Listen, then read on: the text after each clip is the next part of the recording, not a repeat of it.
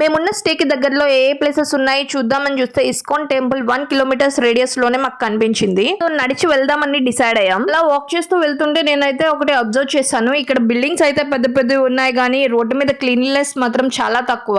ఎక్కడికక్కడే plastic wastage అంతా deposit అయి ఉంది. అలా నడుచుకుంటూ అయితే మేము ఇస్కాన్ టెంపుల్ కి రీచ్ అయిపోయాం.